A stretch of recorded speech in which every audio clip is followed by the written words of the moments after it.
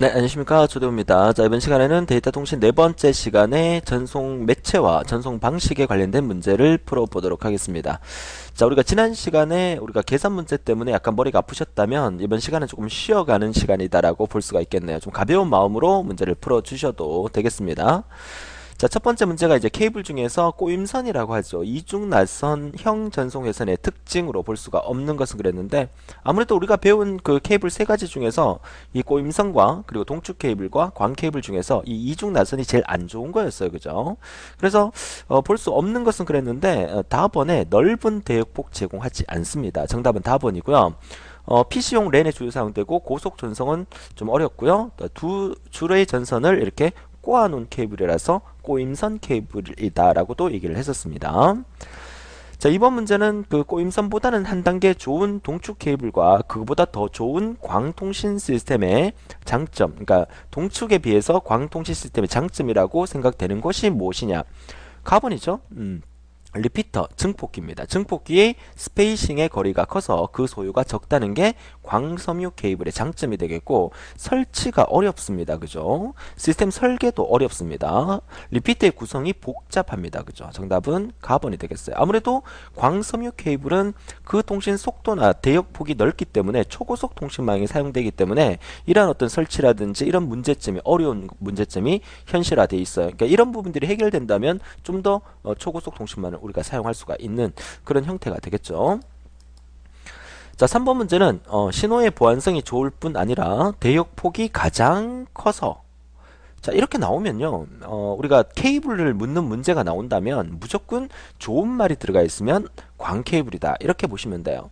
근데 이제 좋은 말이긴 한데 문제 속에 뭐가 나오면 TV 뭐 안테나 선이라든지 뭐 케이블 TV 선이다, 이런 말이 나오게 되면 동축 케이블이 답이다, 이렇게 생각하시면 되겠어요. 정답은 광 케이블이니까 라번이 되겠습니다. 자, 이어서 이제 데이터 전송 방식에 대한 문제인데요. 자, 디지털 전송과 아날로그 전송이 있죠. 자, 1번 문제는 디지털 전송의 특징이 아닌 것은 그랬는데, 디지털 전송이다 보니까 전송 용량을 다중함으로써 효율성이 높고, 그 다음에 중계기를 사용하게 됩니다. 리피터라는 중계기 사용함으로써 신호의 왜곡과 잡음을 줄일 수 있고요. 암호화 작업이 불가능하다는 말, 안정성이 없다는 말, 자, 잘못됐죠. 정답은 다번이고요. 자, 디지털 기술의 발전으로 전송 장비의 소형화가 가능하고 가격도 저렴화되고 있습니다. 디지털 전송의 특징이 되겠죠. 자, 이런 문제는 쭉 읽어보면 답이 바로 보이는 형태의 파냄새 나는 문제입니다. 자, 이번 문제는 디지털 전송의 특징으로 옳은 것은, 자, 디지털 전송입니다. 자, 신호에 포함된 잡음도 증폭기에서 같이 증폭되므로 왜곡 현상이 심하다, 아니고요. 아날로그 전송보다 훨씬 더 적은 대역폭, 아니고요. 아날로그 전송과 비교해서 유지 비용이 훨씬 더 요구된다, 훨씬 더 요구되는 거 아니고요. 자, 장거리 전송 시 데이터의 감쇄 및 왜곡 현상을 방지하기 위해서 뭘 쓴다? 리피터라는 증폭기를 쓰고 있다. 정답은 라번이 되겠습니다. 그래서 디지털 전송에는 반드시 리피터라는 장비가 있어야 돼요. 멀리 보내게 되면 신호가 세력이 감소되기 때문에 다시 증폭시켜 줄 수 있는 리피터가 필요하다. 기억하시면 되겠고요. 자, 3번 문제는 단방향, 양방향에 대한 문제인데, 데이터 전송 시스템에 있어서 통신 방식의 종류는 단방향과 그리고 양방향이 있죠. 양방향에는 반이중과 전이중으로 구분되고, 반이중은 주로 무전기 같은 예를 들 수가 있고, 전이중은 전화기 같은 예를 들 수가 있다, 이렇게 말씀을 드렸었죠. 아닌 것은 다번이 되겠고요. 자, 4번 문제는 데이터 통신의 통신 방식 중에서 역시나 반이중을 가장 잘 설명한 것은, 반이중은 무전기 같은 형태를 얘기했었어요. 반이중은 이선식입니다. 이선식 선로로 송신과 수신을 동시에 할 수 없고 번갈아 가면서 전송하는 거. 가번이 정답이죠. 자, 이 문제를 통해서 여러분들은 반이중은 이선식이고 전이중은 사선식이라는 거 반드시 알아두셔야 됩니다. 이선식이냐 사선식이냐를 묻는 형태로 문제도 나올 수가 있어요. 자, 이어서 5번 문제는 데이터를 전송하는 데 있어서 정보 전달 방향이 교대로 바뀌어 전송되는 통신 방법은, 자, 교대로 바뀐다는 의미니까 한 번에 이렇게 동시에 할 수가 없고, 한 번은 얘가 말을 할 때는 얘는 듣고만 있어야 되고, 또 얘가 말을 할 때는 얘가 듣고만 있어야 되니까 무전기 형태니까 가번의 반이중이 되겠죠.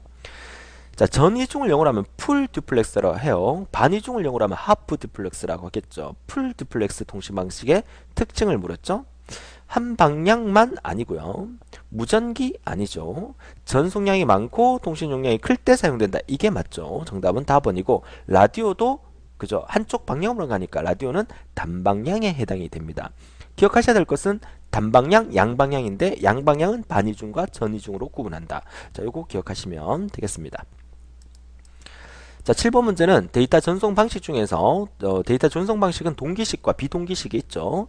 자, 동기식 전송 방식과 다른 것은 동기 문자를 삽입하여 데이터의 송신 전 동기화하고 휴지 시간에 동기화한다. 휴지 시간이 필요한 것은 동기식이 아니라 비동기식이죠. 그렇죠? 정답은 가번이 되겠고, 제어가 가능한 특정 문자를 삽입한다. 동기 문자를 삽입하는 거 맞고요. 시작과 끝부분에 플래그 신호를 삽입한다는 말도 맞습니다.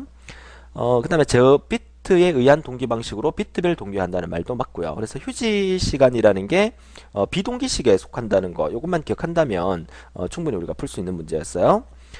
8번 문제는 메시지 형식은 어떤 전송 방식인가? 동기식 전송이냐 비동기식 전송이냐를 묻는 문제에서 동기식 전송 같은 경우에는 반드시 요거 들어가는 거예요. 싱크라는 요게 동기 문자입니다. 그래서 동기 문자가 들어가면 무조건 동기식이다. 요것만 기억하시면 되겠어요. 정답은 4번이 되겠습니다. 자, 이어서 9번 문제. 자, 동기 전송 방식의 구성 형식은 역시 동기 문자와 또 제어 정보, 또 데이터 블럭 로 구성된다. 결국 이 동기식 전송 방식에서 반드시 동기 문자라는 싱크가 반드시 들어간다는 거, 요거 기억하시면 된다는 얘기죠. 자, 그렇다면 이러한 구성 형식을 뭐라 하느냐? 이러한 구성 형식을 말하는 게 바로 프레임을 얘기하죠. 그러니까 여기서부터 여기까지 하나의 프레임을 만들어 놓고 이 안에다가 방금 우리가 앞에 문제에서 보셨듯이 마지막에 동기 문자 같은 거 넣어주는 여러 가지 정보를 넣어 주셔서 이거 전체를 하나의 프레임으로 만들어서 보내는 방식이죠. 그러니까 이거 전체를 우리가 뭐라 부르냐? 프레임이라고 부르는 거죠. 자, 이렇게 프레임 동기를 하는 목적이 뭐냐? 프레임 동기를 하는 목적은 하나의 프레임을 만들어서 프레임 단위로 보내기 때문에 앞에 프레임과 뒤에 프레임에 서로 부딪히는 어떤 혼선을 방지하기 위해서 프레임 단위로 데이터를 보내게 되는 거예요. 그래서 정답은 4번에 각 통화로의 혼선을 방지하기 위해서 프레임 단위로 데이터를 보낸다. 이렇게 정리하시면 되겠어요. 자, 이렇게 해서 우리가 케이블 방식, 케이블에 관련된 문제와 그리고 동기식과 비동기식을 보내는 방식에 대한 문제인데 이번 문제에서는 안 나왔지만 여러분 교재 앞으로 한 장 넘기시면 그 왼쪽 페이지에 아래쪽에 도표 2개 나와 있잖아요. 그래서 문자 위주의 동기 방식의 일반적인 프레임 형식이 컨트롤 에러 체크 유저 데이터 컨트롤 어드레스 싱크에서 동기 문자 들어간다는 거 요거 기억하시고, 요거는 문제 나왔지만 그 아래쪽에 비트 동기 위주의 일반적인 프레임 형식이 맨 앞에 플래그 맨 뒤에 플래그고 중간에 주제 점검이라는 거 이거 제가 외웠죠. 그러니까 다음 시간에 아마 이 문제가 나오게 될 겁니다. 다음 시간이나. 그러니까 이 주제 점검에 대한 부분, 이 부분이 시험에 상당히 많이 나오니까 이 부분을 외워주셔야 돼요. 선생님 주제 점검이 뭡니까? 국어 시간도 아니고 이렇게 얘기하는 분들은 본 강의를 그쵸? 집중해서 안 들었다는 얘기입니다. 제가 뭐라 할 겁니다. 그래서 반드시 본 강의 속에서 제가 이 주제 점검에 대한 얘기를 했기 때문에 주제 점검으로 이 비트 위주의 동기 방식의 프레임 형식의 순서를 외워주는 거 상당히 중요합니다. 워낙 중요하기 때문에 다음 시간이나 다음 시간에 아마 본 강의에서 다시 한번 자세히 설명을 드릴 거예요. 자, 그 부분 위주로 학습해달라고 부탁드리면서 자, 이번 시간에 전송 매체에 대한 개념과 전송 방식에 대한 종류 정리했고요. 자, 이어서 다음 시간에 신호 변환 방식과 전송 제어 방식에 대한 문제를 풀어보도록 하겠습니다. 자, 이번 시간에 조금 짧게 간단하게 끝났는데 또 다음 시간은 또 어떨지 한번 지켜보도록 하죠. 오늘도 열심히 정리 잘 하시고 다음 시간에 더 파이팅 하면서 뵙도록 하겠습니다. 수고하셨습니다.